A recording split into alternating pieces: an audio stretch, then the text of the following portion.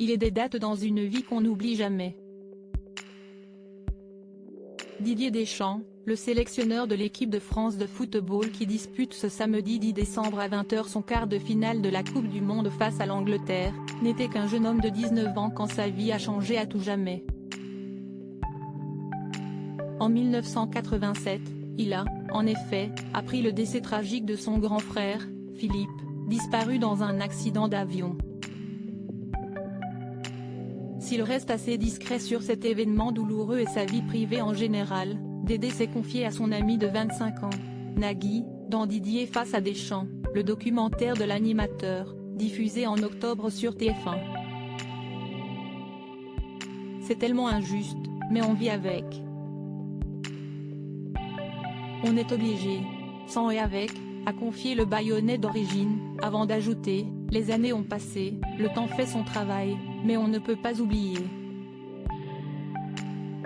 Et puis, c'était à la période de Noël.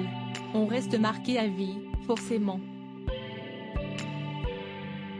Un drame qu'il a façonné très jeune quand il a perdu son frère. Didier Deschamps a expliqué que ce décès l'avait forcément changé, mais pas dans son ambition, j'aurais eu la même envie de réussir.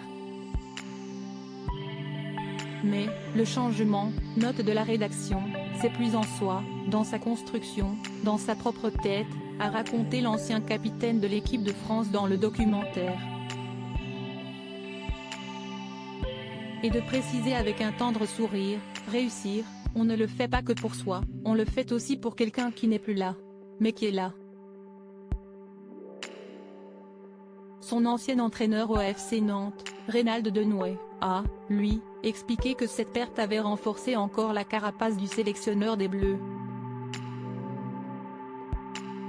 Si le père de Dylan a accepté de se confier à Nagui malgré sa discrétion légendaire, c'est parce que les deux hommes partagent une longue amitié, née parce qu'ils aiment chambrer leurs proches. Le point de départ, si Esticon aimait vanner, se chambrer et rire ensemble. Sans autre calcul.